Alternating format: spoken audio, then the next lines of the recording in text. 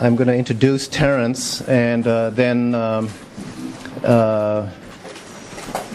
you'll be in for an experience that I think you'll find instructive, entertaining, inspiring, and challenging.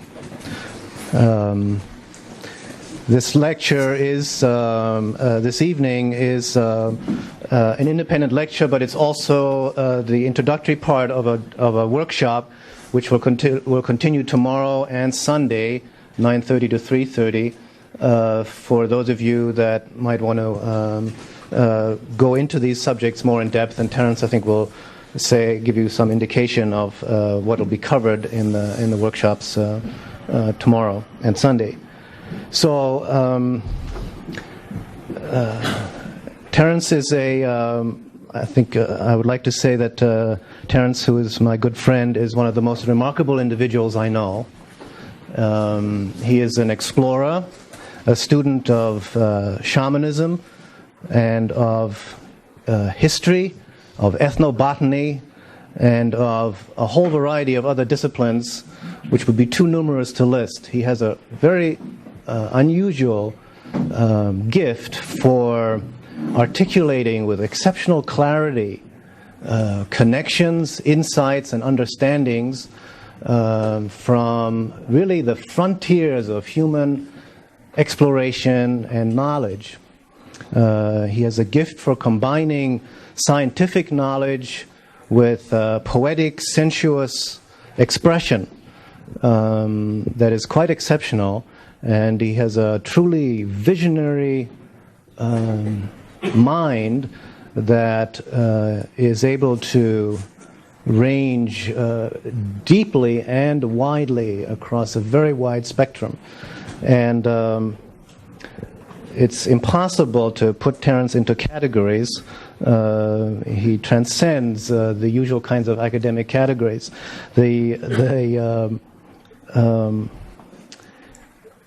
But the topic, the focus of this workshop is on ethnobotany and shamanism. In particular, his work in the last several years has focused on the preservation, the study, and the preservation and propagation of knowledge and information about the use of botanical plants in the context of the expansion of human consciousness and knowledge.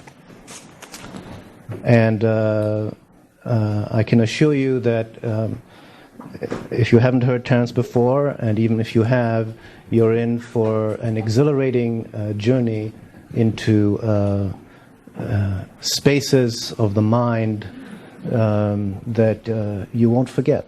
So with that, I'll turn you over to Terence Mckenna.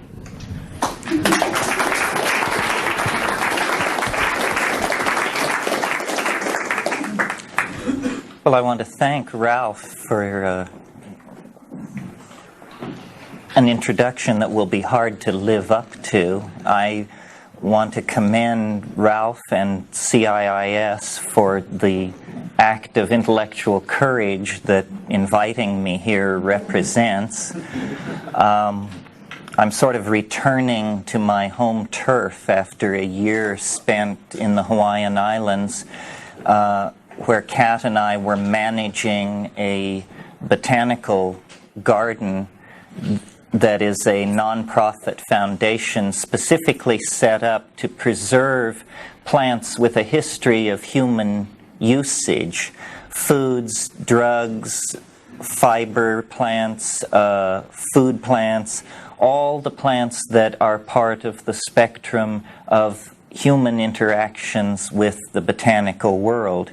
I'm sure you're all aware of the crisis in the world's rainforests, that they are being cut down and radically affecting the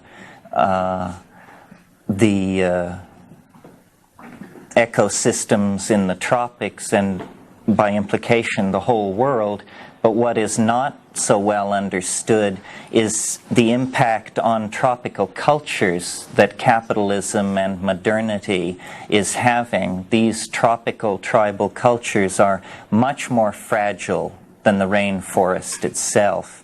Every time we go to the Amazon, we are struck by how much information is being lost irrevocably because people who in a former time would have become apprentice shamans are instead becoming the foreman of sawmills and that sort of thing. So I've been away in the Hawaiian Islands. I'm delighted now to be back in the fast, deep flowing current of American culture. I certainly feel that that's what it is after a hiatus that brought great peace of mind but not a whole lot of excitement. Before I make my way into tonight's subject, I'll cover what I think of as preliminaries and business. First of all, as Ralph said, this is the opening lecture of a weekend that will be conducted all day tomorrow and all day Sunday. In addition to that, I'll be speaking at Shared Visions tomorrow night on a completely different subject in Berkeley. So if any of you are interested in attending the follow-on meetings of this workshop, you should see the staff of CIIS. If you're interested in hearing what I have to say about a new calendar, you should come to Shared Visions tomorrow evening. How many of you heard the talk on KPFA today? A few, so I shan't fear if I repeat myself. I want to call your attention to a couple of projects that have finally been completed. Psilocybin, the Magic Mushroom Grower's Guide, which has been out of print for about 5 years, is now back in print with more photographs, expanded text, better paper, etc., etc. Anyone who is interested in literally cultivating a relationship with a shamanic ally, this is the place to begin. Also, Lux Natura, which is the company, which is sort of a clearinghouse for my ideas, tapes, and books, has completed work on a software package, which is software which runs on the Apple IIe, 2C, or 2GS machine, software which supports the theories of time that are explained in the invisible landscape. This was an extremely arduous task of conceptualizing and then turning it into software. My colleague Peter Meyer, the best debase hacker around, is here tonight. Peter, why don't you stand up and share the glory? So any of you who have that kind of a machine and are interested in the ideas in the invisible landscape, this is our best shot. This is state-of-the-art stuff. At the moment, we can do no better than Time Wave Zero. Very briefly, I want to mention an article in this month's Magical Blend. Graphically, it's by me, I called it Alien Love. They called it Love Aliens.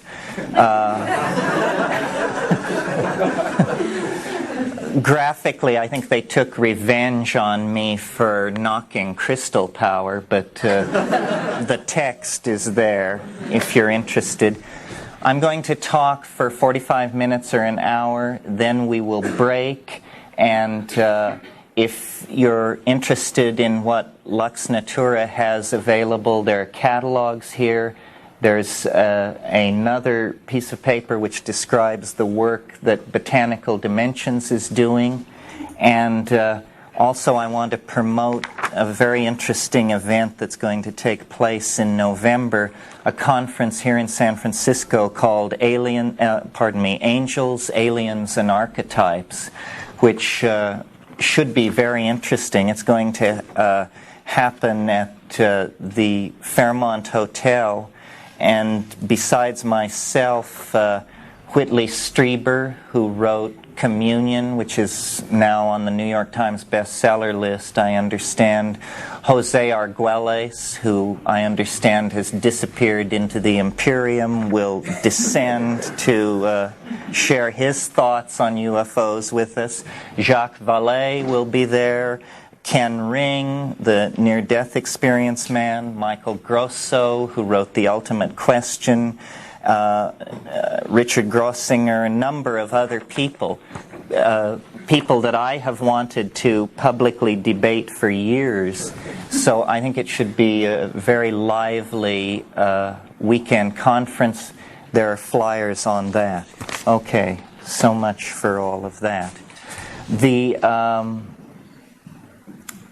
theme, the overarching theme of this weekend here at CIIS is psychedelics, before and after history, shamanism, and ethnobotany.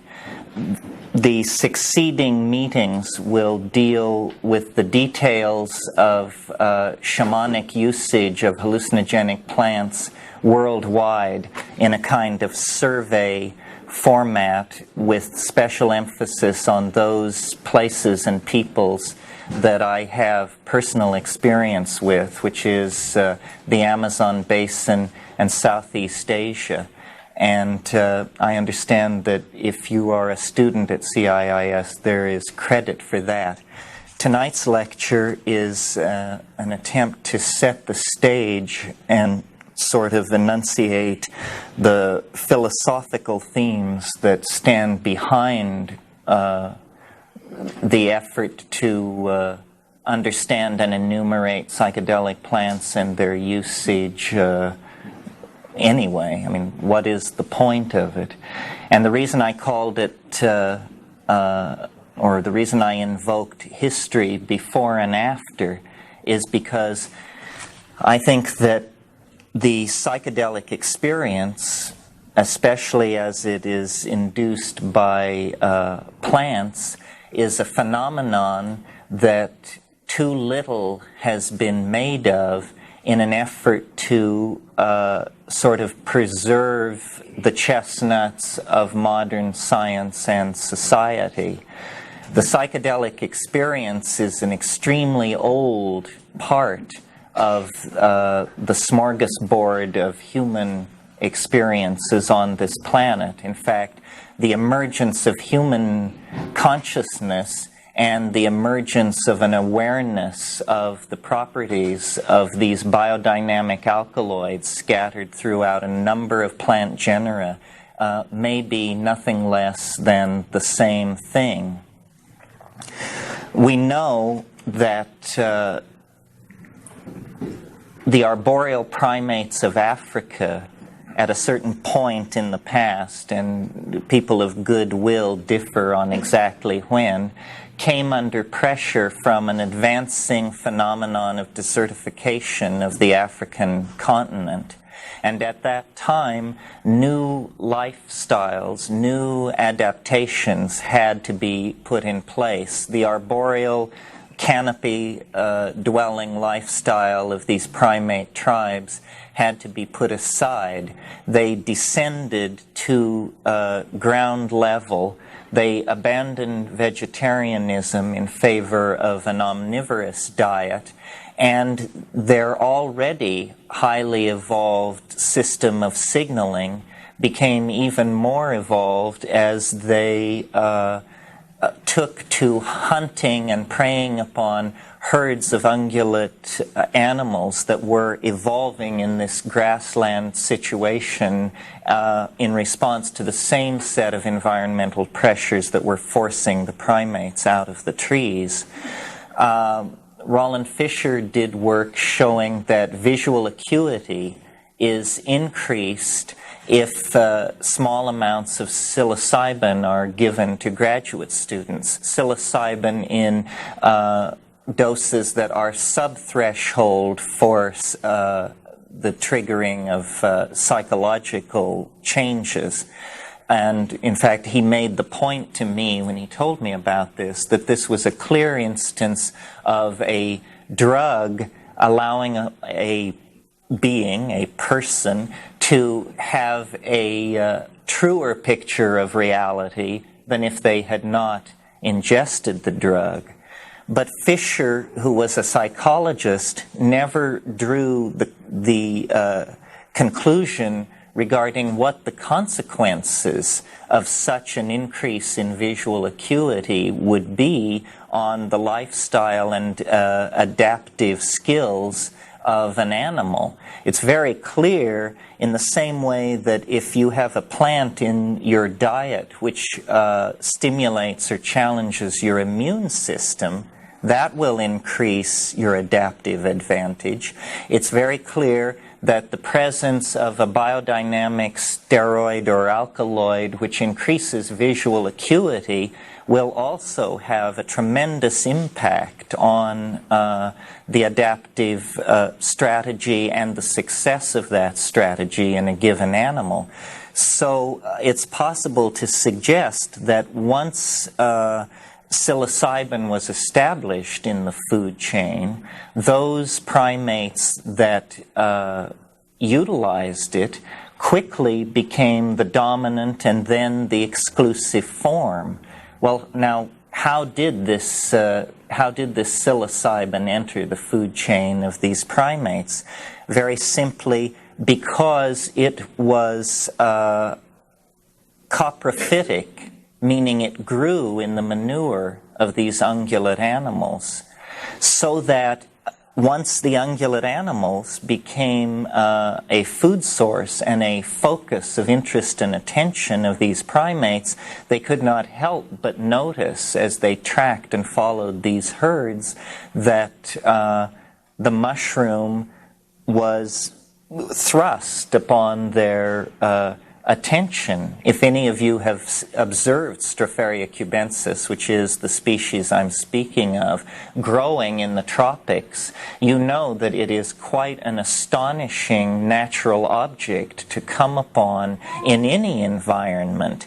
I've seen them the size of dinner plates in the Amazon, and they have a very rich golden color, and they rear their heads above the surrounding grasses in the meadowland situation. In fact, they actually look like small fleets of flying saucers that have come in and settled on the grass. To this day, baboons have the habit of, baboons are also primates of this grassland environment. They have the habit of rushing over to cow pies and turning them over and picking up bugs and searching for protein in this way. So it is no great leap of faith to suppose that very early on they would have these primate animals would have noticed the presence of the mushroom directly in their path, and being omnivorous, they would have eaten it, and first in small experimental doses which confer increased visual acuity, that would have established a selective reinforcement loop in favor of those animals with a taste for mushrooms as opposed to those animals without such a taste. Very quickly they would have bred out the other preference, and very far-seeing monkeys would have been established. The next level of the argument requires a somewhat greater leap. It has to do with the fact that at increased doses, the psilocybin in these mushrooms seems to activate the language-forming centers of the brain, Broca's area, or the ceruleus. It isn't clear, but what is clear that experientially these things are catalysts for language, and that from the signifying, from the signaling repertoire of these primates to the act of signification is a symmetry break, a leap into the unknown that it is reasonable to speculate was actually triggered by the presence of these biodynamic plants in the diet. Once that happened, there is the establishment of a set of associations. The cow, the mushroom, which in the mind of these creatures, I'm sure that the mushroom was thought of as coming from the cow, because after all, the manure came from the cow, and it seems to be just a seamless web of associations. So the cow, the mushroom, and lying ineffably behind that, the experience of the tremendum, the experience of an ineffable mystery that now, some 100,000 or 35,000 years later, is no less mysterious, in spite of the fact that we have made an immense intellectual conquest of the world in which we live. We extend our metaphors of explanation to the most distant stellar objects and down into orders of magnitude of the physical universe, many levels beyond which we can perceive with our unaided senses. Nevertheless, this tremendum that these early primates contacted remains precisely that, a mysterium, a transcendental mystery that beckons across the epigenetic landscape of human culture and organization. And some of you who have heard this lecture or these ideas before know that it is my opinion, going beyond Gordon Wasson, that this really lays the basis for the genesis of religion. Religion begins in the notion of the holy. The holy is another way of indicating the felt presence of the tremendum. And the early goddess religions of the Middle East were essentially cattle religions. There are people in this audience who have done tremendous work on the etymology of these languages, showing how these words and roots can be traced back into a kind of convergence where the mystery and the mushroom are seen to be one. So this means that in spite of the prejudices and intellectual predilections of Western man, which are essentially pretensions that have arisen in the dimension created by ignorance, the dimension of ignorance created by the Judeo-Christian attitude toward nature, which sees it essentially as something to be exploited rather than integrated or made a resonant part of the psyche. In the light of that ignorance, the connection to the vegetable world has fallen away. Although even as late as the 19th century, mythographers and mythologists like F. Max Mueller and Fraser were talking about the vegetation goddess as a kind of archetypal category into which all of these early religions could be subsumed. Then in the 20th century, this idea fell into disrepute. And the interest in the psyche became detached from the historical career of man through time and became a kind of, a hologram, if you will, the Jungian hologram of the archetypal matrix, which, if you've ever read Jung, you know that he has very little appreciation for historical chronology. He will cite a 16th century alchemist in the same breath that he will cite a 4th century hermeticist or a 16th dynasty papyrus text, because his notion was that the collective unconscious was somehow atemporal.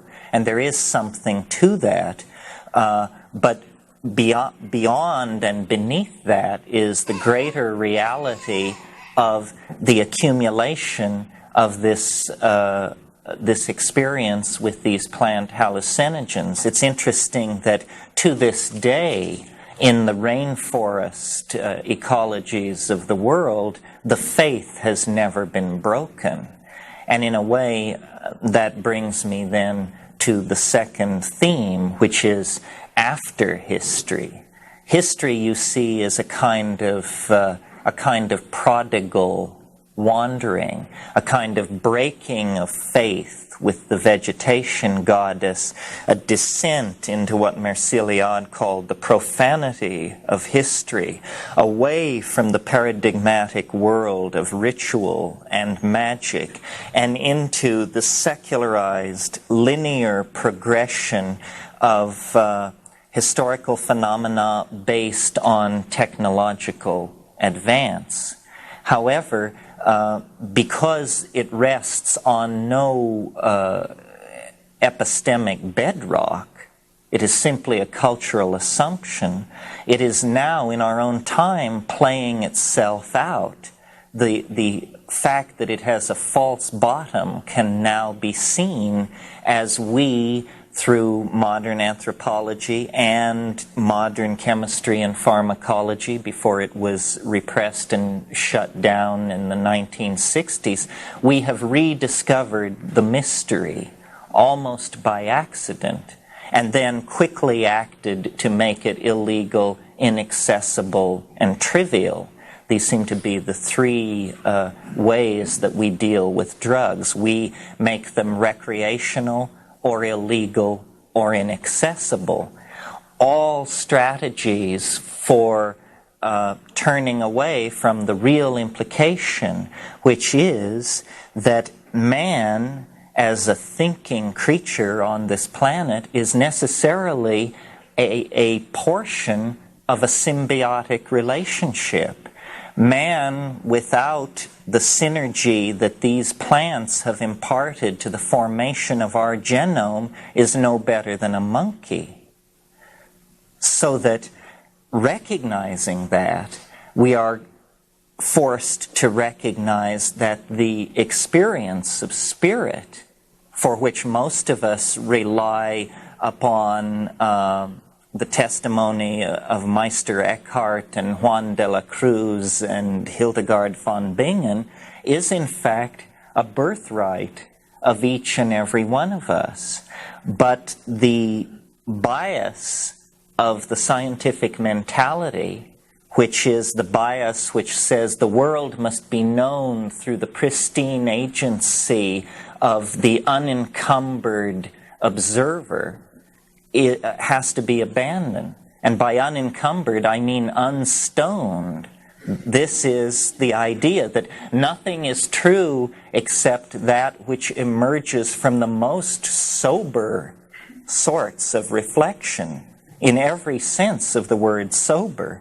And yet we know that a substantial portion of the meaning of reality is contacted in the Dionysic excess, in orgy, in the abandonment of the sanctity of the individual ego and emerging into the group mind of the tribe or even the condo complex in our own time. Yes, so that... But that entire spectrum of human experience, the group-minded, emotive, orgiastic, swept-away spectrum of experience is denied. And in its place is put a real horror of nature. And when you have horror of something, you move in such an epistemic murk that you give yourself permission to destroy. The rape of nature has been analyzed as precisely that, a rape, a subjugation of the feminine. And it certainly is that, but it's something else as well. It is a horror that gives permission to destroy, a microcosm of this, which everyone who works in the Amazon is aware of, is the myth of cannibalism in the Amazon. The myth of cannibalism was specifically promulgated to give white people permission to carry out atrocities on the native peoples, because it was said they are homophages. The most horrifying thing we can imagine, gives us permission to deny their humanity and then ride roughshod upon them. And on a larger time scale, this kind of relationship has been extended to all of nature. Now, because of the work of people like Hoffman and Wasson and Metzner and Leary and earlier people, Lewin and others, the 20th century has come full circle. We have dug so deep into the toy box of matter that we have actually come upon the residence of the God, or the residence of the mystery, and it cannot now be denied. This is, I believe, a lot of what the cultural struggle over hallucinogens and the impact of plant-induced hallucinations is about.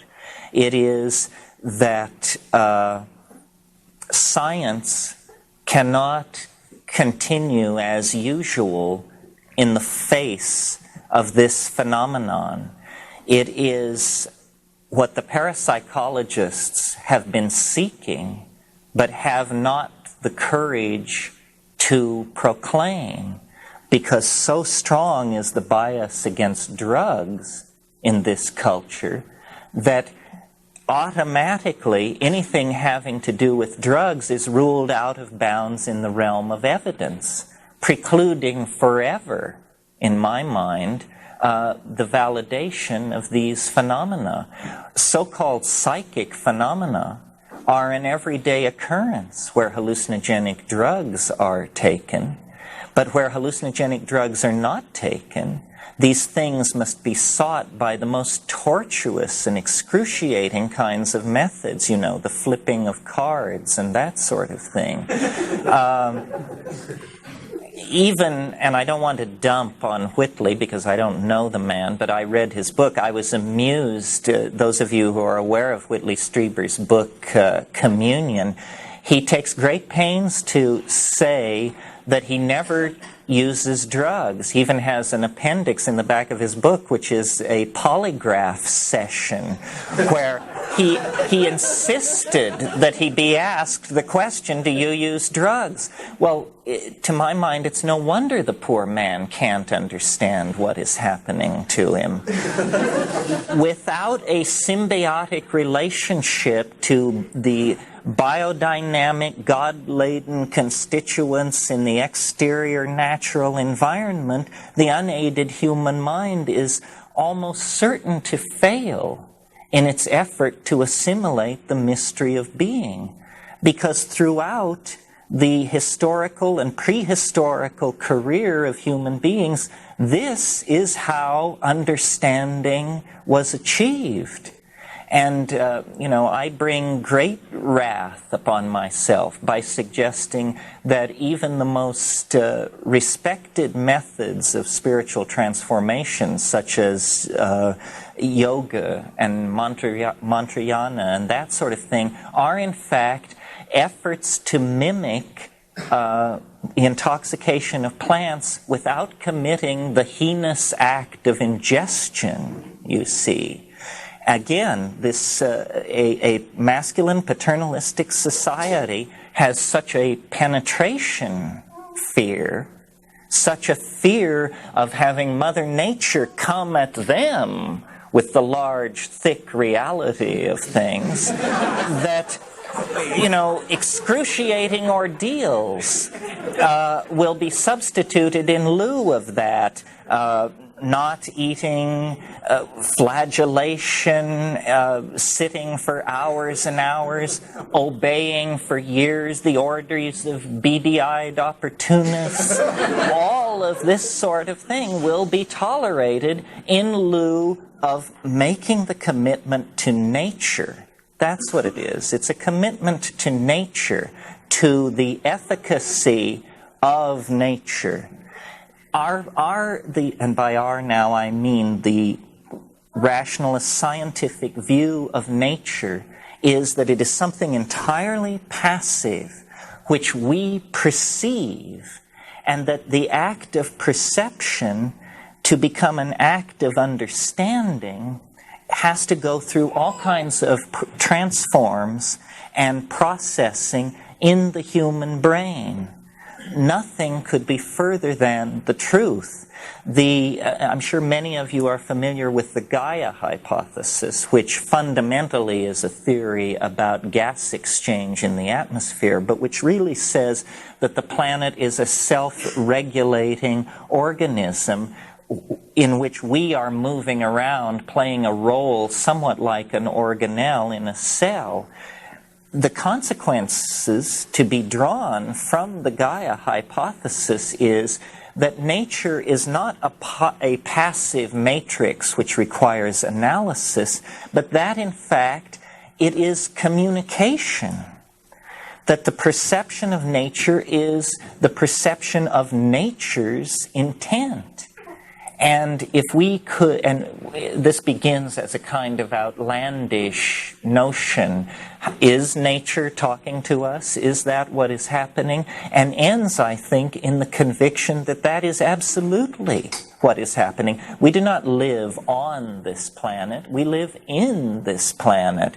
Hundreds of miles of atmosphere rise above us. We move along on a kind of membrane, which we call the surface, but which is really simply a symmetry break in the physiology of the planetary organism.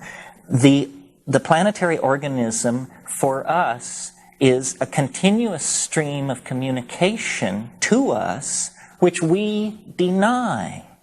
And we deny it by strategies that have been spun out over millennia. One of which is, of course, the subject-object dualism inherent in our languages, the notion of the passivity of the exterior, the notion that mind is a phenomenon, in fact, an epiphenomenon of the functioning of brain. We are unwilling to see that mind is a flowing river into which the brain is inserted much in the way that a dipstick is inserted into a crankcase to take the measure of the lubricant. That's what we are doing. And there's a lot of talk about paradigm shift, what will it be, where will it come from, etc., etc. And people keep claiming they have it, but I don't think people realize, they have trivial paradigm shifts or mini paradigm shifts. The real paradigm shift that is being acted out in the 20th century is a return to the archaic notion of the primacy of spirit. And it was contacted first and most abstractly by quantum physics, where it was finally realized, when all other intellectual avenues had been exhausted, that particulate matter, conceived of as tiny billiard balls whizzing through empty space, was going to have to be replaced by a notion of fields, of interacting fields described probabilistically and not really localizable in the here and now kind of matrix that we are used to moving through. But they called the new concept of matter probabilistic or wave mechanical. It actually is not mechanical at all. Waves are not mechanical. Wave mechanical is a curiously bastardized kind of term which tries to have it both ways.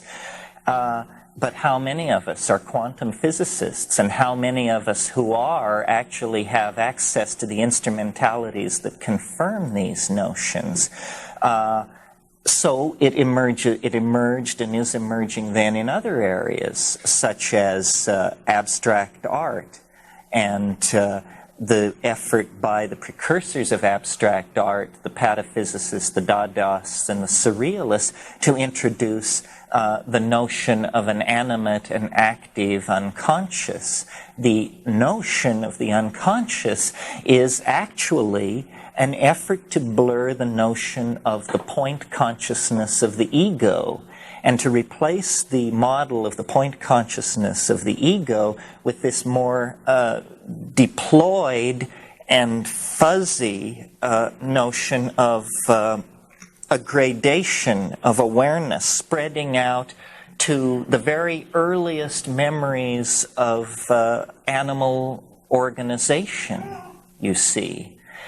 But all of these intellectual efforts to launch the paradigm of spirit have been somewhat academic and removed from the ordinary experience of people. What is not removed from the ordinary experience of people is the availability of the psychedelic experience, conceived not as a kind of masturbation where the laboratory facilitates the experience through the production of historyless drugs absolutely empty of morphogenetic content, but through the acceptance of the fact that this generalized communication from nature is most excruciatingly focused and particularized in these information-bearing molecules that have been evolved over billions of years in the biosphere by the matrix of life itself for purposes of communication. All of life is really an ocean of communication, and this is now being understood even by the hard-nosed Darwinian evolutionary thinkers. It is really not all tooth and claw. It is not survival of the fittest. It is survival of those who can cooperate best with those around them, of the same and different species. Well, the essence of coordinating cooperation is communication. And the essence of communication is the free flow of linguistic intent. We're all familiar, I'm sure, with the way in which ants regulate their behavior by the laying down of pheromones. And that seems quite acceptable to us because we say, well, the average ant is not such a big deal. It is the hive which is so exquisitely organized and coordinated and able to execute its intent and carry out its plans. But, have you noticed that the individual atoms of the human hive are no great shakes either in most cases? I'm speaking now to an intellectual elite, self-selected by being able to get yourselves here this evening to this kind of an event. But I'm sure you all are aware of the public opinion polls which show that the average high school graduate cannot locate Venezuela on a map. And similar things, believes that Hermann Goering served in the Nixon administration. And someone said, but he did, didn't he? Only his spirit. So coordination of communication is really what these psychedelic compounds are about. And once this is recognized, I think the role of the spirit as a transforming paradigm begins to come into focus. You see, it is not enough, and this is again another argument I have with the so-called mystical tradition, The intent of the mystical tradition seems to be to trigger the experience of the presence of the tremendum. But in fact, what is necessary is to be able to act in the presence of the tremendum, to execute behaviors based on the felt experience of the tremendum. And this you do not get. You get a strange quietude, a quiescence, a glorification of the hermitage and the monastery as being somehow concomitant with an awareness of the spirit. Nothing could be further from the truth. An awareness of the spirit carries with it an obligation to action. Obligation to action within the context of, and I say this as generously as possible, the hive. So that the appearance in modern times of the anthropological data and the pharmacological sophistication and the botanical sophistication to recognize the role of these psychedelic plants in the formation of human culture is extremely important. It seems to me it is the seminal event of the 20th century, toward which all the other things I mentioned, Freudian and Jungian psychology, modern art, nostalgia for the archaic, etc., point. And one can almost make the metaphor that we are approaching a new level of self-unfolding as a species, comparable to adolescence in the individual. What happens in adolescence is that the DNA reaches the place in its program where there is a symmetry break and a new set of messages begins to be sent. Hormonal messages. You can think of them as pheromones within the body. That's what a hormone is. An organic catalyst within the body which suddenly shifts the focus of the individual from what Freud called the polymorphic perversity of the ego to the felt presence of the other, conceived in that case as a sexual partner. And sex, which had never before been an issue, or which had only very peripherally been an issue, suddenly becomes an absolute obsession, and pointing toward the attainment of syzygy with the mystery, fusion with the felt presence of the other in the form of early adolescent sexual experiences. Well, I have many times found myself saying to groups like this, what a tragedy that someone might go from birth to death without ever having the psychedelic experience. It is the birthright of an intelligent species. In the same way that I would hate to think of someone going from birth to death without the sexual experience. These are completing and illuminating and transcendental dimensions of experience which one must have in order to fully claim the dimension of humanness. Now, in the process of culture recapitulating ontogeny and phylogeny, we have reached our childhood's end. And our childhood was the world of naive Newtonianism, Hamiltonian atomic systems, a place for everything and everything in its place. We have come to the end of that process. Now we must invite the presence of a greater mystery. And in the same way that though we enter into the sexual dimension at adolescence, we leave it some 50, 60, or 70 years later, depending on how lucky we are, still without a full understanding of what went on. I'm sure you've all seen the little sign which says, we grow too soon old and too late smart.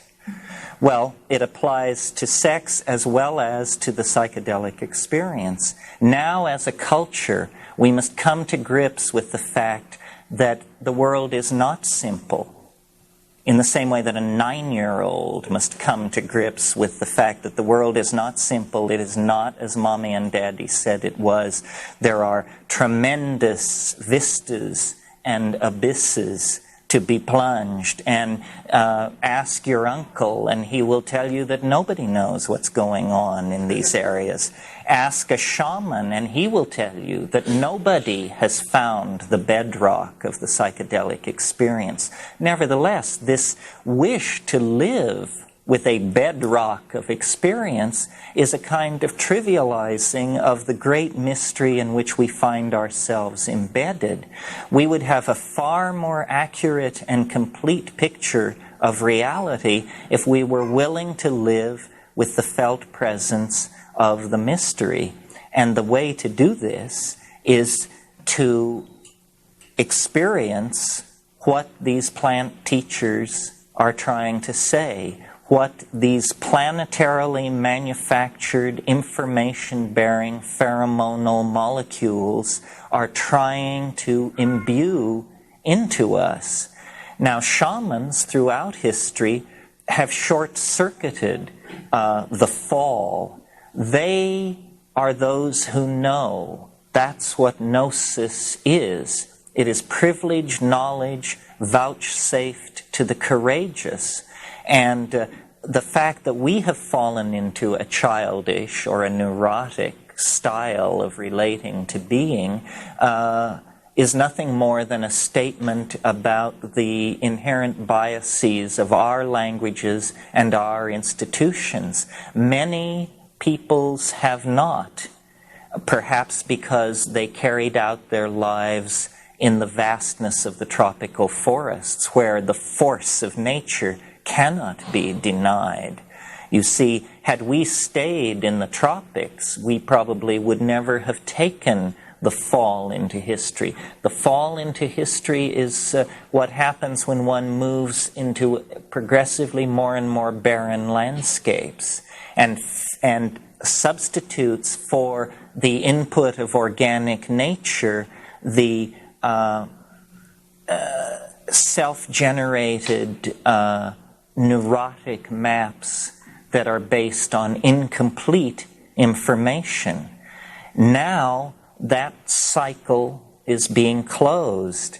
I often think that the discovery of the New World and its subjugation, which was like the carrying out of the ultimate fantasies of the neurotic Judeo-Christian tradition, a world to plunder, ends very oddly with Gordon Wasson and Valentina Wasson in 1953 penetrating into the jungle highlands of Mexico and finding there something more astonishing than a flying saucer or an alien artifact, finding there the true heritage of the human species in the form of the intact mushroom psychedelic religion.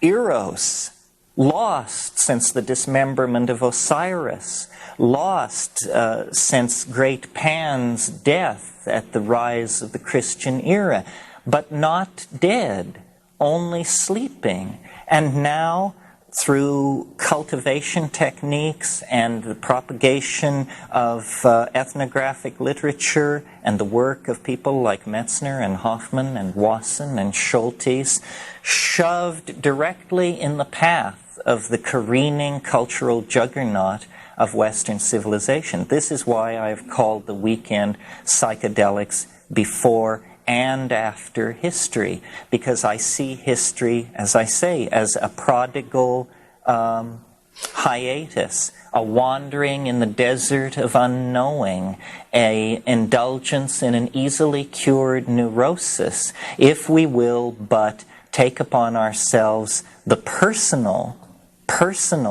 responsibility for cultivating a relationship with the mystery. We have bought in so thoroughly to the notion of a hierarchy of information and a declension of truth from experts, whether they be politicians, priests, or scientists, that we have devalued ourselves as the primary instruments of our knowing.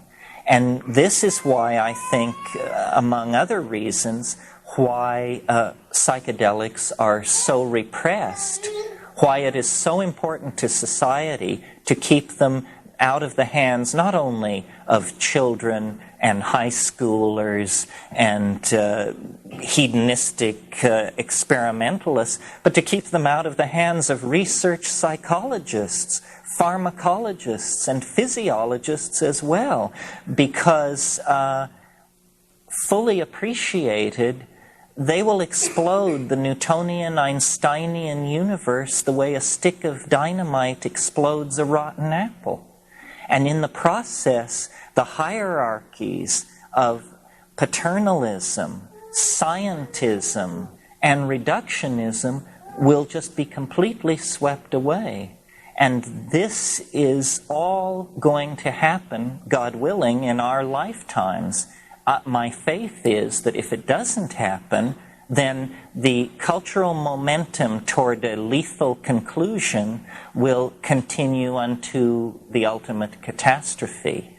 And so that's why I am willing to address groups like this and seek to inspire psychologists and chemists and students of anthropology and culture to examine this, because I think we have wandered far from our birthright and trivialized the mystery of being in the process. And to recoup that mistake, we are going to have to become as little children in the face of the shamanic phenomenon and investigate it intellectually, experientially, linguistically, individually, and collectively. Only in that way will we be able to rescue the enterprise from its momentum toward catastrophe. Let's not forget that each one of us is here in this room because, 1,000 or 10,000 generations of thinking beings did not drop the ball. However tough it was, 9 times the glaciers have ground south from the poles in the last 150,000 years. 9 times they have retreated. This planet has witnessed all kinds of catastrophes and symmetry breaks, and still the trust, the implicit trust that the environment must have in us as the catalytic species, and we are the catalytic species. Everyone is worried about the impact of humankind on this planet. Well, let me tell you, before the pyramids ever rose, the impact of human beings on this planet was staggering. The CO2 level had been affected, the grasslands had been created, the great mammals had become extinct. All of this is tolerated because we are the prodigal sons. We are the pride of the planetary parent, because we are the omni-adaptable catalytic species that, if able to carry out the program which consciousness endows us with the power to impart, we will be able to carry the biosphere of this planet throughout the stellar system in which this solar system is embedded. And life has this atemporal sense of itself. The reason it tolerates the risk that we represent is because it is gambling on the hope that we represent. And the way to get aligned with that and to get in resonance with it is to clear the noise from the circuitry of communication. And the way you clear the noise from the circuitry of communication is by backing out of the garbage of profane culture, reductionism, linearity, all of these things, and abandoning the fall into history and returning to the garden. If we each do it, it will be fait accompli for the collectivity. If we all sit around waiting for it to come in the form of benevolent extraterrestrials or a religious conversion on the part of Reagan and Gorbachev, we will all go to hell in a handbasket together. So that is the stunningly central import of the botanical hallucinogens in the planetary ecosystem. And that is this evening's formal presentation as well. Thank you very much.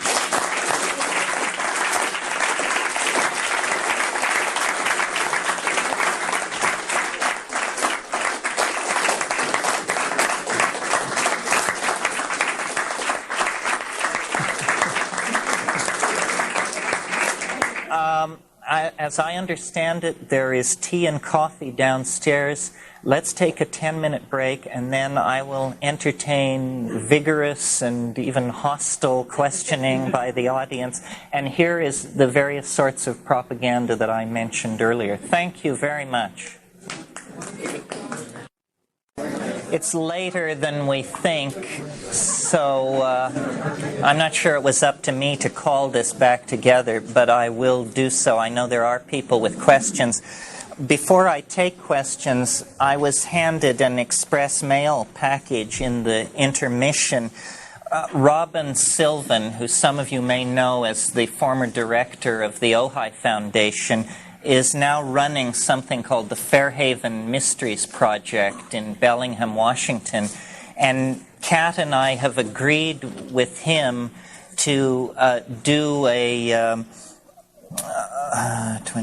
9-day pilgrimage in Hawaii this coming January at the Botanical Garden site there.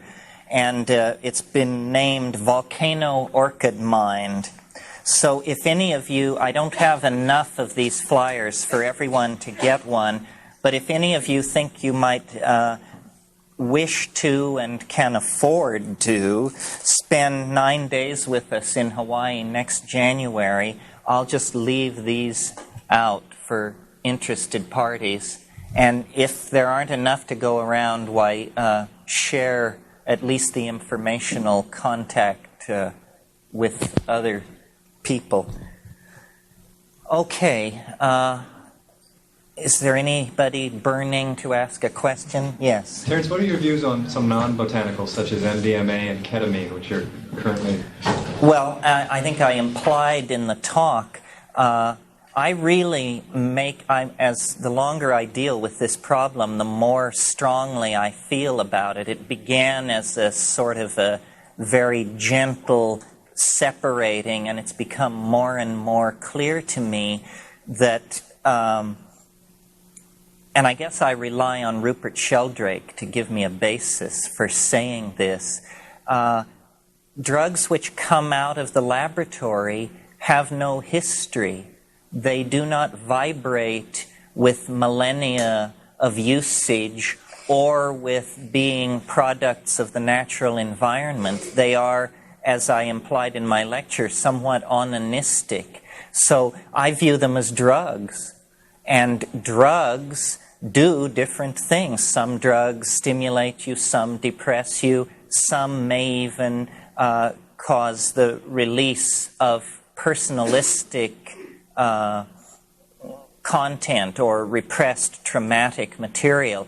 Drugs are for people who are ill, is basically my approach to it, while botanical hallucinogens are for extremely healthy people who want to go deeper into experience. I've tried the drugs that you mention, I've certainly found them interesting, but I could not imagine building a career around communicating with people about them. To my mind, what's interesting about them is the contrast with the informational depth of natural hallucinogens. I think the word drug applied across the board to MDMA, ketamine, and psilocybin, mescaline, and those kinds of things does great injustice to the natural compounds.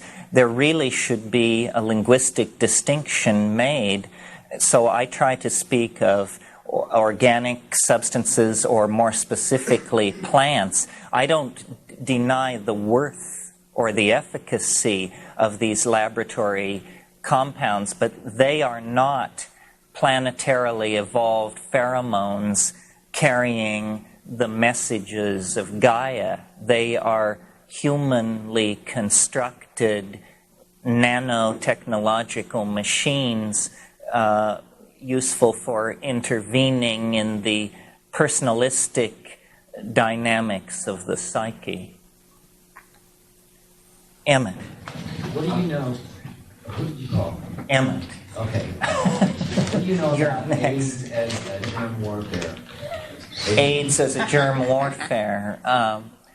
Well, I don't know anything. I certainly have noticed that within 10 years of the discovery of retroviruses, which the AIDS virus is, you know, one of the dogmas of molecular biology was that there was never transcription from RNA to DNA. It was always from DNA to RNA. Then they discovered the so-called family of retroviruses. Within a very few years, 3 or something after that, AIDS appeared with its curious political selectivity. I mean, this is a drug which goes after homosexuals, people who shoot intravenous drugs, black people, and loose people. If they could have just somehow gotten the Tay-Sachs thing in there too, so it would have gotten Jews, I'm sure they would have really been pleased with themselves. If it is, in fact, a piece of political engineering, I don't know that it is, but I certainly notice its curious selectivity. If it is, you may be sure that this is a secret buried far deeper than anything having to do with Auschwitz or Watergate or anything else. You want to talk about a crime against humanity.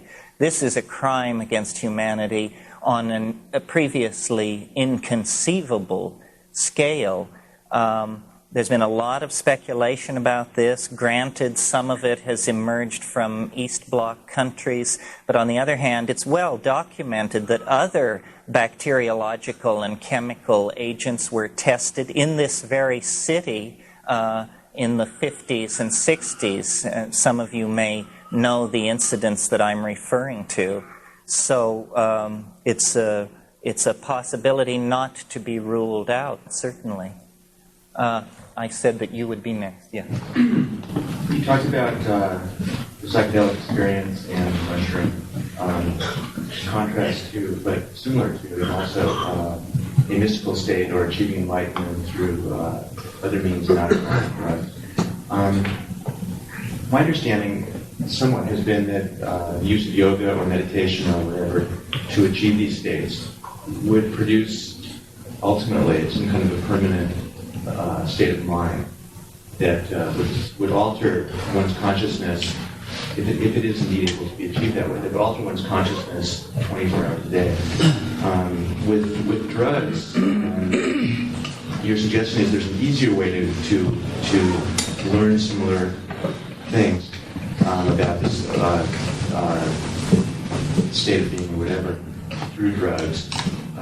Through plants, really. Through plants, but I know that you take a drug and you have experiences and certain kinds of realizations, and then you come down. So do you feel that there's some kind of program for ingesting the mushroom, or would it become something that would become part of your diet, or do you reach a state where you do indeed achieve sort of a permanent symbiosis?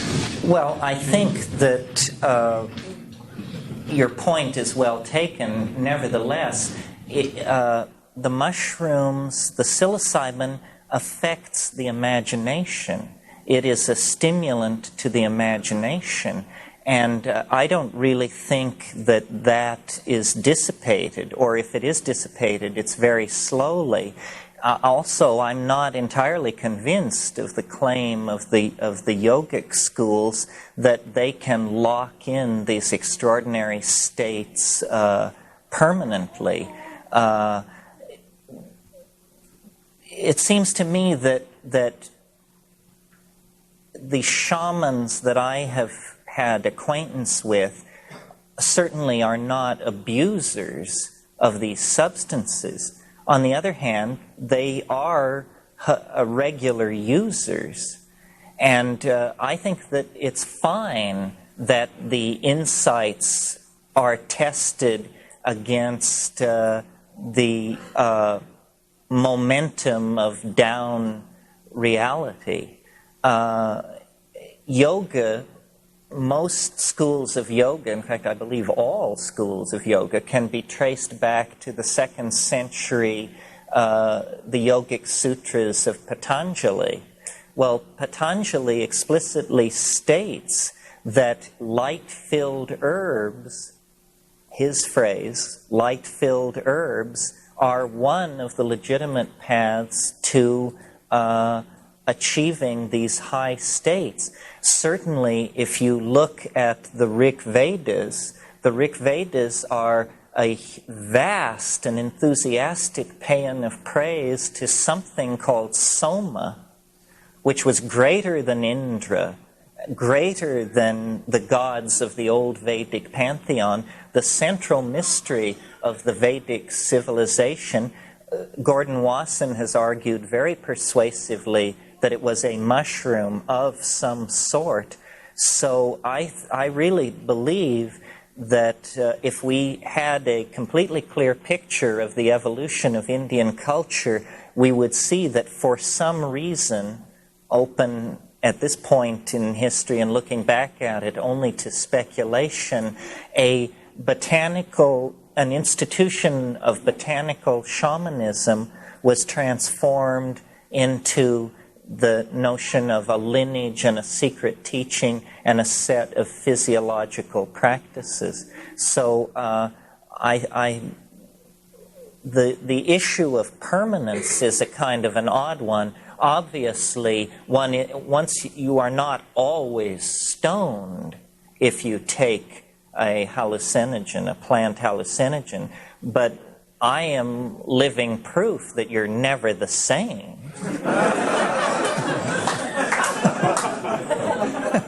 So somewhere between always stoned and never be the same is where one falls. Yes? This grasp of the verbal language. Is that one of your changes? Well, what were you like in high school? Different questions. No.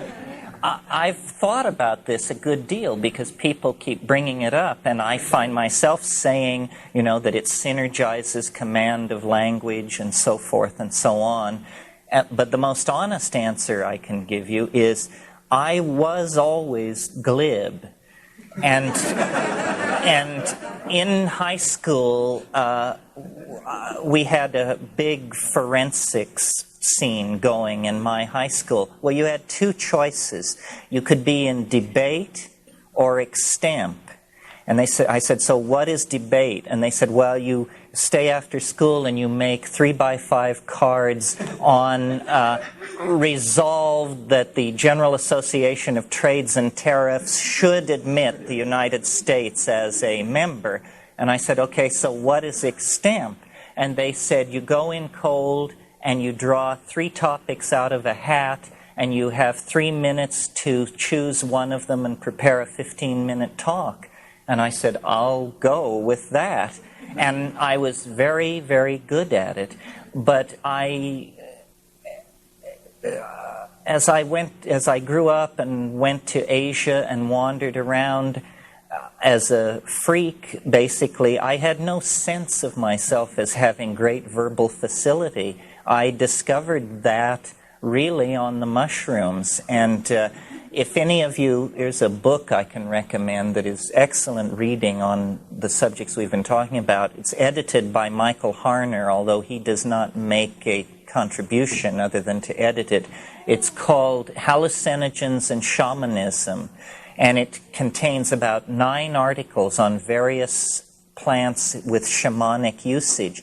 Henry Munn, who is an anthropologist who has spent a lot of time in the Oaxacan highlands, has an article in there called The Mushrooms of Language.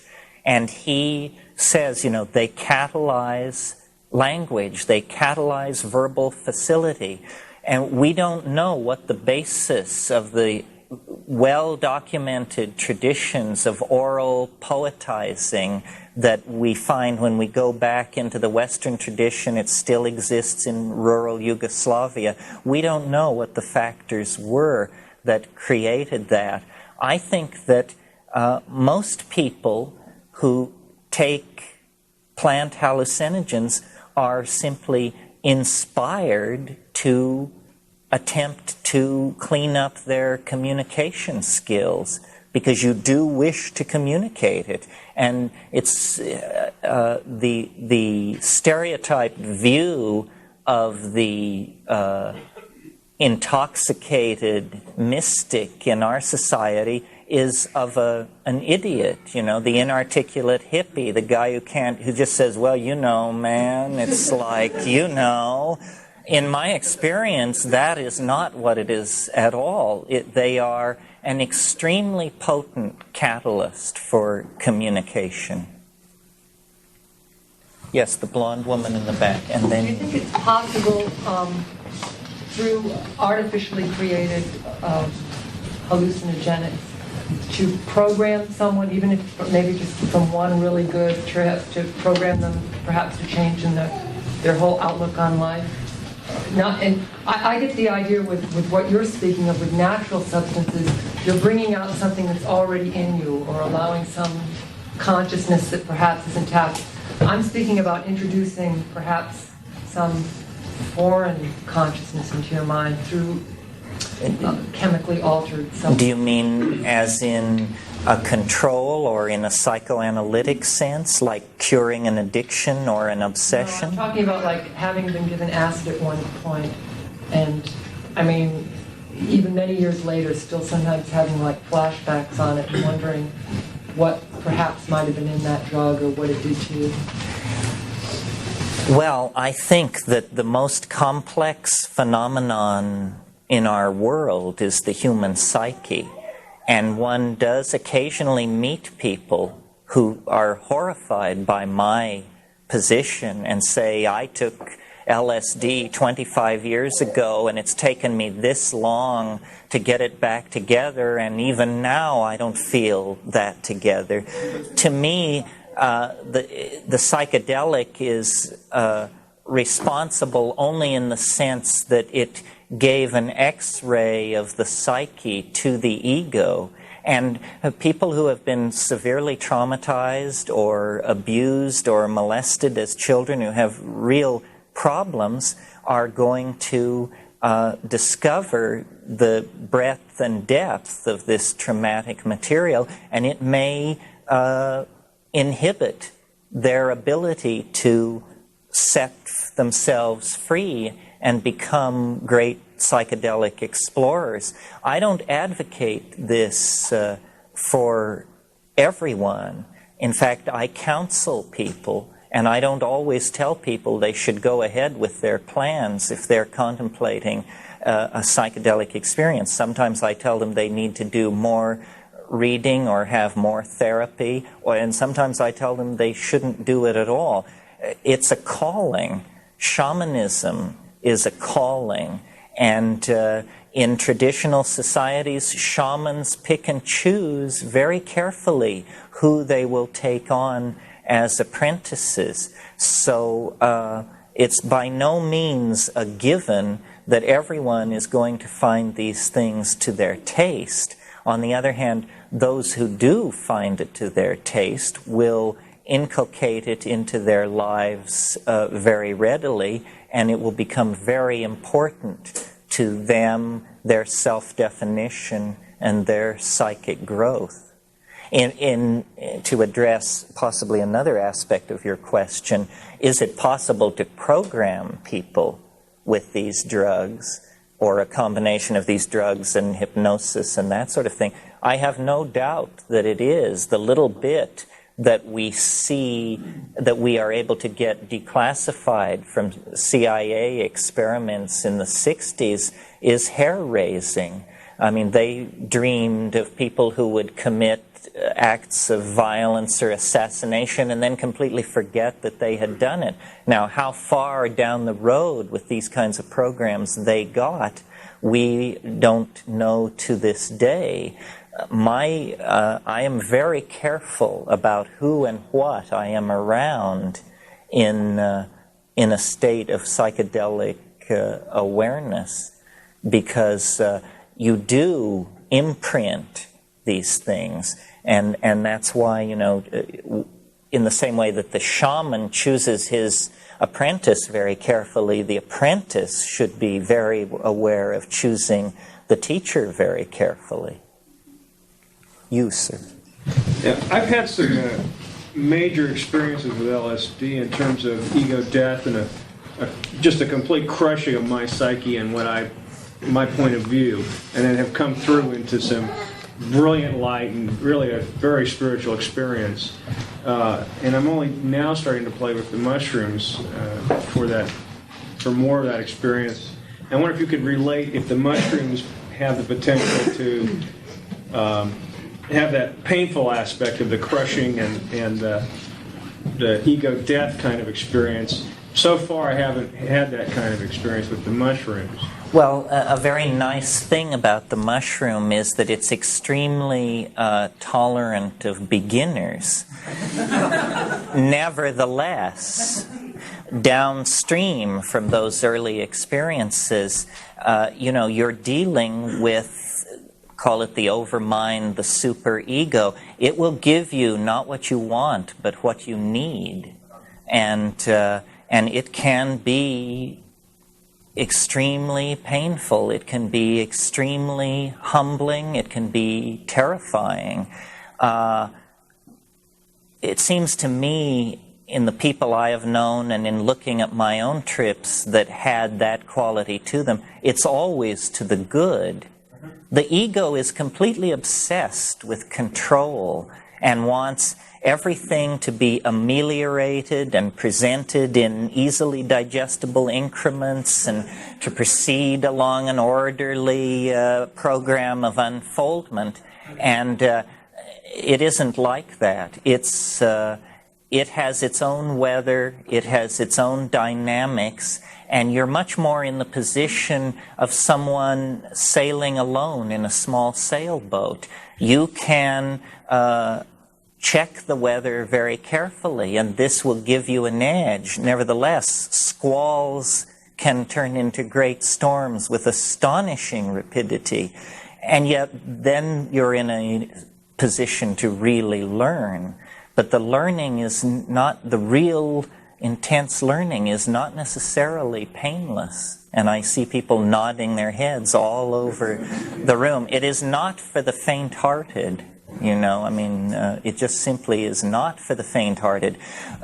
People talk about how there are no frontiers left, and we lead such coddled lives within this society and in our well-furnished apartments with our stacks of CDs and all this. Actually, it isn't true. You can turn your living room into the helm of Magellan's ship. It's simply that the great unexplored dimensions are internal and psychological, but no less dangerous for that. So it's a calling for the exploring spirit, someone who really wants that thrill. Yes? Yes, if I understood you correctly, I thought you were saying that history is always profane. And I wonder if that's true, because I'm thinking of, say, the prophetic tradition, the idea of that there's a meaning in history, that there's social injustice. I'm thinking of someone like Martin Luther King, for instance, who sort of comes out of that tradition. Did I understand you correctly on that? Not exactly. This is a distinction that Merciliade made in a book which was very important to me called The Myth of the Eternal Return, Cosmos and History, Myth of the Eternal Return. If you haven't read it, read it. It's a great book. And he simply set up these two terms, sacred and profane.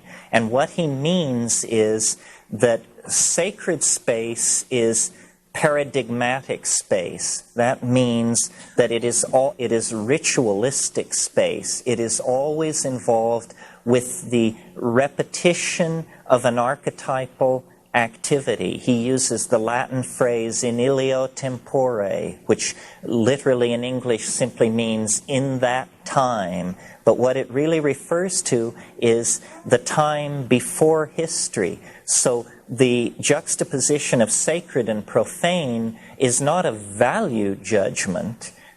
It's simply a way of talking about two kinds of time. One that is cyclical and engaged in the ritual establishment of a kind of archetypal space, and the other that is linear and rational and proceeds from a beginning toward a future. No, obviously, history is studded with examples of great saintliness, great insight, great displays of compassion and understanding. So I didn't mean to imply that, and hope that I didn't. Yes?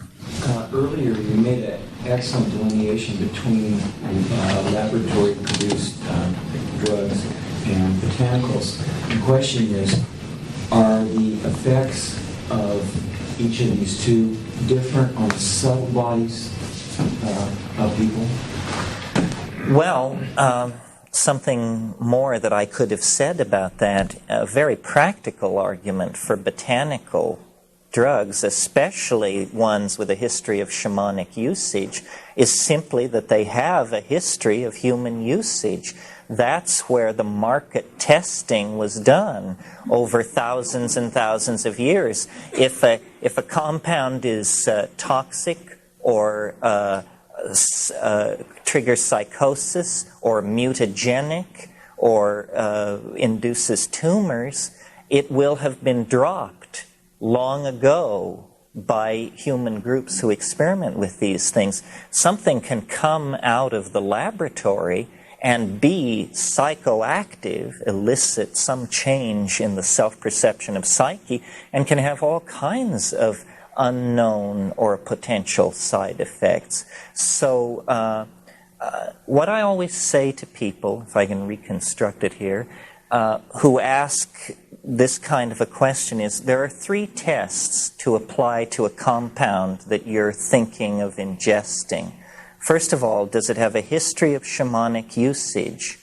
Does it come from plants? Plants are also biological systems like us. They cannot produce truly alien compounds. And thirdly, does it have a relationship to known human brain chemistry?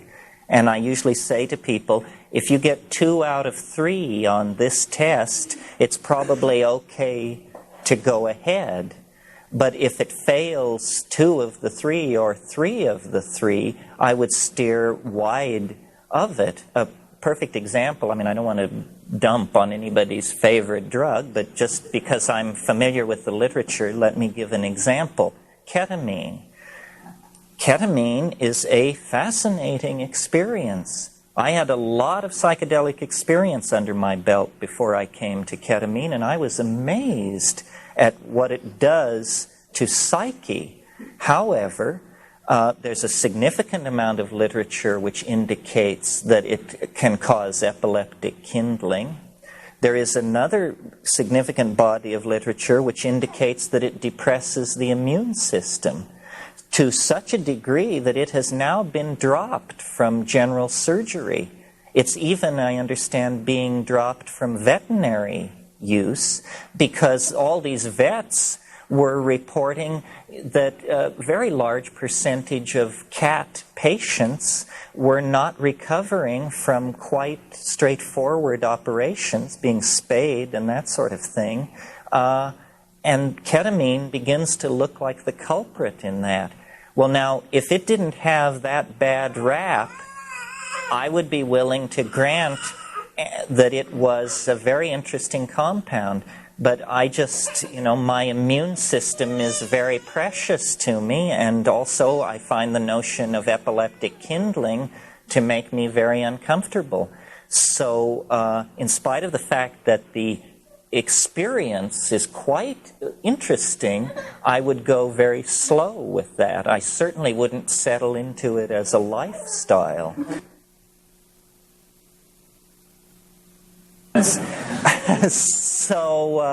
So just to reiterate, does it come from a plant? That means that it is benign to life. Does it have a history of shamanic usage? That means that it is benign to human populations. And then this third thing, does it have an affinity with brain chemistry? Because, you see, the brain views a drug as an insult to it. The brain has what is called the blood-brain barrier, and then behind that many enzymatic mechanisms for degrading any foreign substance and turning it into harmless substrates. The perfect case example would be dimethyltryptamine. Dimethyltryptamine is without contest the most powerful hallucinogen known to me. And I've spent a while looking into the matter. Okay, it does occur in plants. It does have a history of human usage in the Amazon basin. But what is most astonishing about it is when you smoke it, within 7 to 12 minutes, you completely return to normal. Now, what is happening there is that the DMT is crossing the blood-brain barrier very rapidly, giving you a phenomenal psychedelic experience, and enzyme systems are locking on to these molecules and saying, I know what this is. I know how to deanimate, dealkylate this compound and quickly turn it into indole acetic acid, which is a common excretory pathway for these kinds of compounds in the brain. So the speed with which DMT clears the human brain and returns you to normal is a very, very strong argument for its harmlessness. So if you take a drug and the next day you feel lousy and the next day you sort of feel okay, that's not a very good drug. That's an insult to the physical brain and should not be done because, we're in this for the duration. This is a task of a lifetime. So you want compounds which are extremely effective in delivering the noetic experience, the plunge into the tremendum, but you also want to be able to race again another day. And that involves paying attention to these other factors. People who are contemplating this as an experiment or a lifestyle, this dealing with psychedelics as a growth program, the first thing I say to people is make a trip to the library. A great deal is known about these things.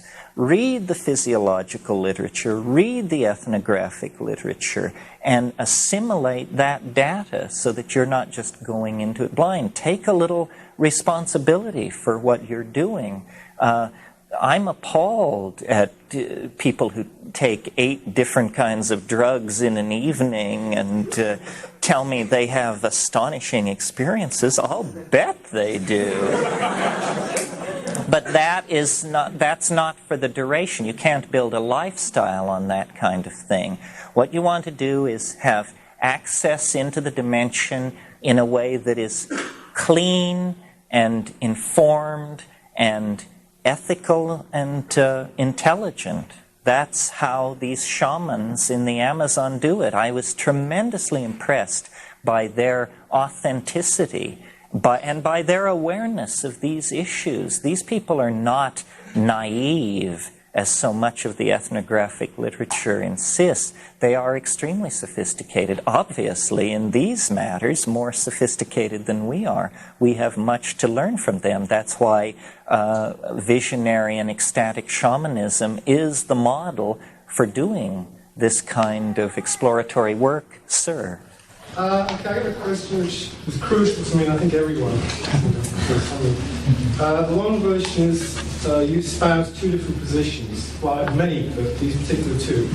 The first one acknowledges that it's possible to transform yourself or investigate your world in a different way, and thereby save the planet.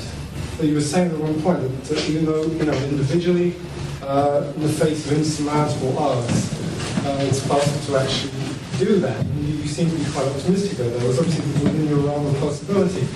That's involved with shamanism work and so forth. Now, on the other hand, obviously, a lot of people are aware there's a whole body of end-time scripts coming from shamans, from Indian tribes. I mean, going back to Nostradamus, there isn't, to my knowledge, I may be going wrong, but there exists this overwhelming body of prophecy, which is a lot of which was produced on these sort of psychedelic drugs. How do you reconcile those 2 positions, with some sense of hope? I mean, how do you reconcile having free will to change them or to save it? On the other hand, up against this monolithic block of information which says we're going to come up against this stuff very soon. The short question is, how do you avoid getting the horrors when you trip into the modern world? Okay, what about these, as you so aptly put it, these end-time scripts? The only one which is truly pessimistic is the fundamentalist interpretation of the Judeo-Christian appetite for apocalypse. That is a lethal script for the planet in which only 144,000 are saved. I agree and participate in the generation of these end-time scripts, but what I always say is it's an ontological transformation of categories, not the toxification or explosion of the planet. That is a unique point of view claimed by these Christian groups. And I think to the degree that they do that, they place a heavy burden on the rest of us. It's bad enough that we have these nuclear arsenals and the capacity to destroy ourselves without having an explicitly stated death wish as a cultural ideal.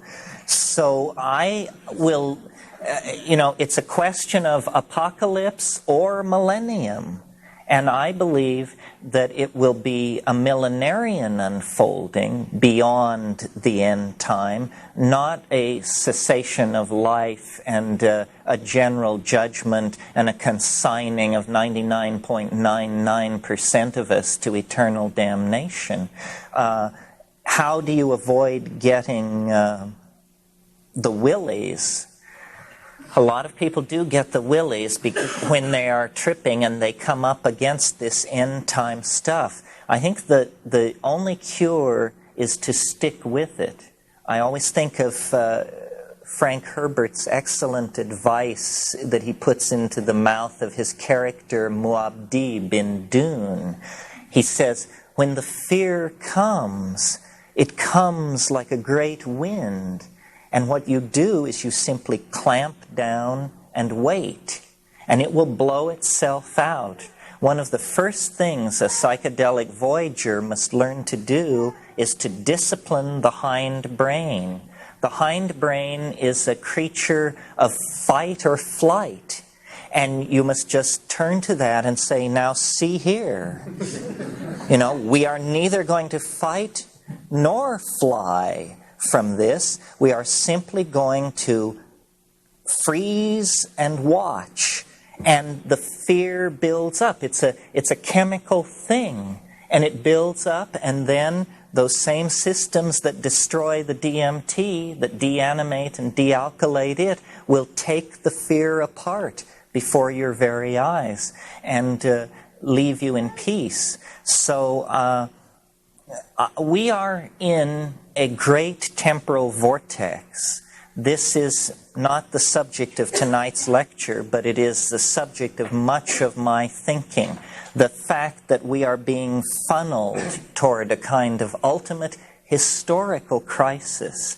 To the degree that you have bought in to the assumptions and values and aspirations of historical society, it's going to look to you like the world is just flying to pieces.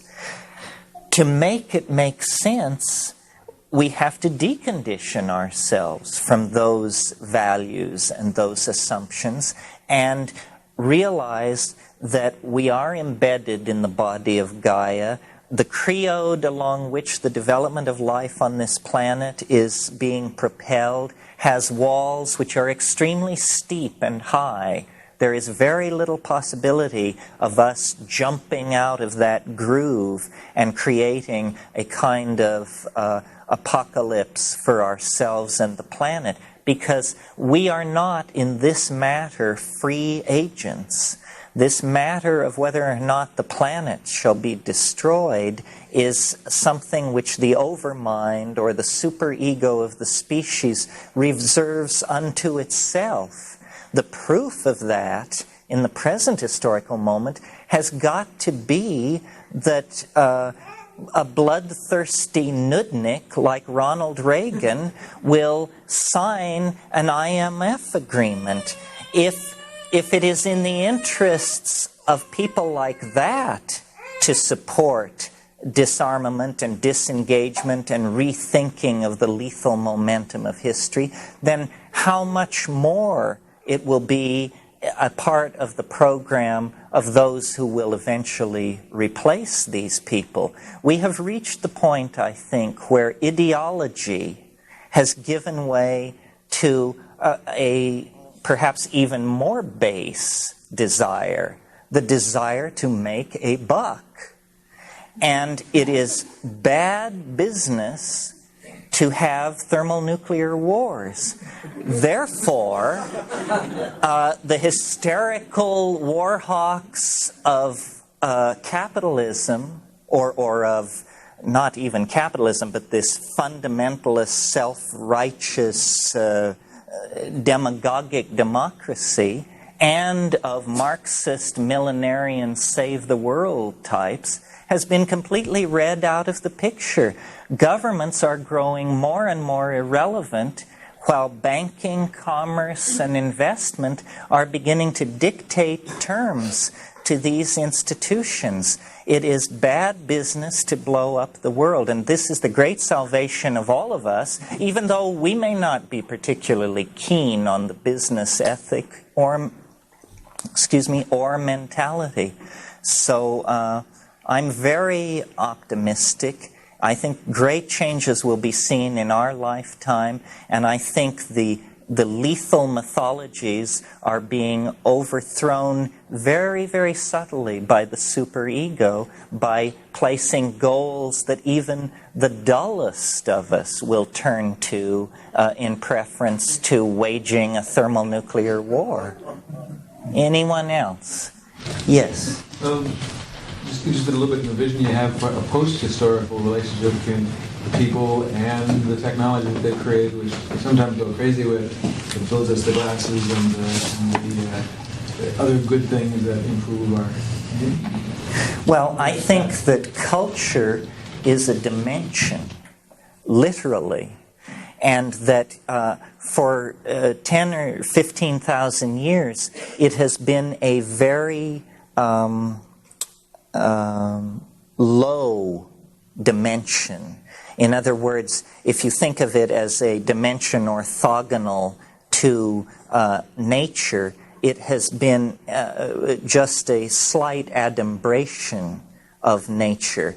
But now we are taking unto ourselves, through human-machine interfacing and nanotechnology and this kind of thing, this dimensionality of culture is becoming rather more expanded. So my notion of a post-historical world is a world where all of the technological appurtenances of the present world have been shrunk to the point where they have disappeared into and are scattered as grains of sand along the beaches of this planet.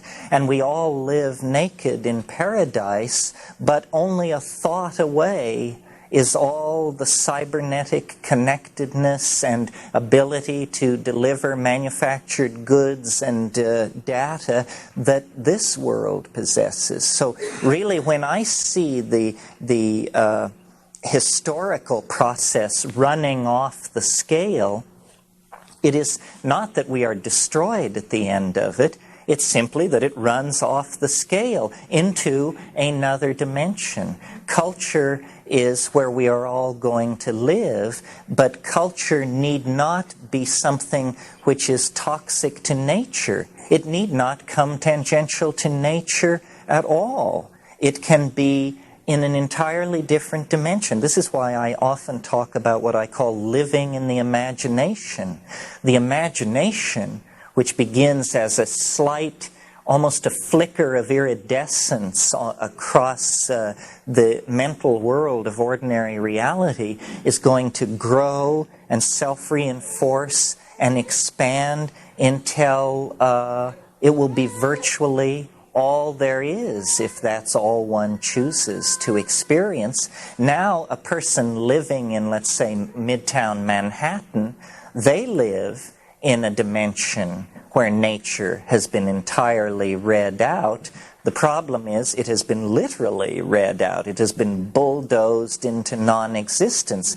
What we need to create is the equivalent of Midtown Manhattan, but in a dimension such that it nowhere comes tangential to the body of the planet, either by scenario 1, the engineering scenario, by placing it in outer space, or scenario 2, the postmodern engineering scenario, putting it into nanotechnology, or scenario 3, the psychedelic engineering scenario, where we somehow put it into mind, whatever that is. So the post-historical world is the world where thought defines the modalities of being rather than the laws of physics and inertia.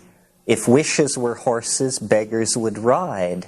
Well, eventually, I think wishes will be horses and beggars will ride, but not across the surface of this planet, but through and across the endless grasslands of the imagination. One or two more, yes. Is there anything to be said for MDMA because of its friendly nature, and just as a means of turning on large numbers of squares? Yes, I think in my lecture I said that drugs are for sick people. Anybody who doesn't love their neighbor needs chemical or therapeutic intervention. And, if MDMA in the hands of a skillful therapist can do that, more power to it. But it addresses sort of trimming the fingernails of the ego, not these dimensions that I am talking about. Someone else, yes. An area that you talked about that reminds me of something that I've been very interested in studying when it comes to the ecology of history. Can you say something about why a culture that grew up or evolved in the tropics would be so different than one that grew up, like you said, barren land? Because of the overwhelming presence of ordered organic systems at every level. I mean, if you don't have to grow up in the Amazon. If you're there 3 weeks, you begin to get the message that, my God, this is some kind of a brain.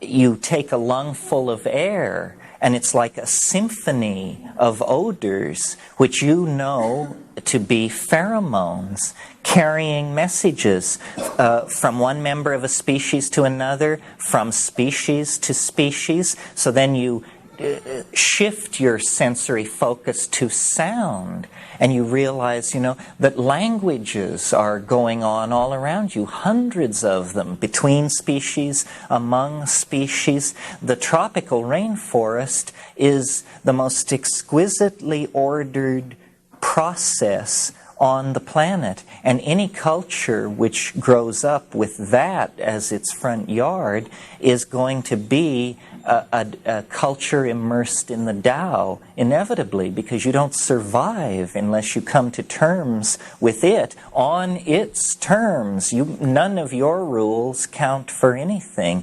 It sets all the boundary constraints, and you see the exquisite ordering, how it all works, the economy of form, the economy of resource, and the depth of its pure communication. So that's the great difference. Heinrich Zimmer, in his massive study of Indian art, says of the cultures that wrote the Vedas, he says, their great breakthrough was they had no cosmic mountains, no sacred rivers, no holy spots. They worshipped fire, and where the sacred fire was kindled, the center of the universe came to be. They could erect this ritual space anywhere. This is, in a sense, a breakthrough in consciousness, but also it's a denial of the power of place, and it gives then permission for greater misuse and disregard of nature to come. And I view those Aryan people not as an Eastern culture, but as the furthest most extension of Western culture. They set us on this path as surely as the Greeks. So the two probably can be traced together somewhere south of the Caspian Sea. One last question. I've heard you speak before of man's role in the mycological spreading of the mycological network of the mushroom. I wondered if you could, if you knew of how this is going in Europe and even beyond there, of home propagations. Oh yes, home propagation is now a worldwide phenomenon. It was a great change for the mushroom to become no longer an endemic of the grasslands of the tropics, but to become an endemic of the cellars and attics of the industrial democracies, bringing a shamanic ally into the very heart of high-tech culture, which it does very nicely. It teaches cleanliness, punctuality, discretion, all virtues that definitely need to be cultivated. So you see, it is a symbiotic relationship. What the mushroom is giving us is information about the world outside of and beyond history. What we are giving it is an extremely extended range, which is, by definition, one of the things that defines the successful adaptation of a species. So it isn't all going one way. It is not a parasitism by one upon the other, but definitely a real symbiosis. I'm sure many of you are aware that in the Amazon, one of the major life forms that quickly thrust itself upon your attention in any tropical forest are the leaf-cutting ants. they move in great coordinated streams, and they chop up leaves. They can strip a huge tree in hours. And what they do with these leaves is they take them back to their hive and they chew them up and make a paste out of them and stick them all over the walls of their underground cavities, and then they place spores into this mulch. Not any spore, but spores that they have over the tens of millennia selected. These spores change the inedible cellulose of the leaves into edible sugars, and the ants eat those sugars and thrive. So the symbiotic relationship between social animals and fungi is a very well-established phenomenon of the biome of this planet. And in fact, isn't it interesting that the social insects are the one other area of organic nature where we begin to see similarities with our own style of social organization. They use chemicals to communicate. We use small mouth noises. But if the scenario I laid out for you this evening is correct, both societies were called into being through symbiosis with fungi that were operating in a mutual, a reciprocal relationship of mutual reinforcement and support. So it's a model that has been tried before, and it's generally agreed that these leaf-cutting ants are the most sophisticated of all the social insects. So the mycological mind seems to do this. It can take primates or insects and through the slow passage of the millennia organize them into great self-reflecting societies held together by communication. The breakthrough with us was with a much larger brain, with a much stronger hand. We have then evolved a kind of open-ended symbiotic relationship with the mushroom, while the insect societies have been caught in a closed loop, probably because of the small size of their individual brains and their limited ability to manipulate physical matter. But the principle is the same. The distinguishing difference is that our relationship with the mushroom is open-ended and promises a bright future not only for ourselves and the mushroom, but by implication for all life on the planet. Because as we come to realize the ethics of biology, we will cease to be so xenophobic and homocentric and much more willing to see ourselves as the stewards of the planetary garden.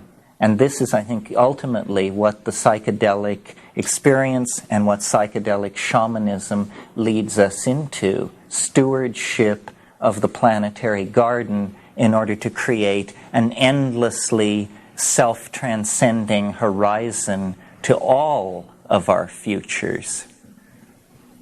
Thank you very much.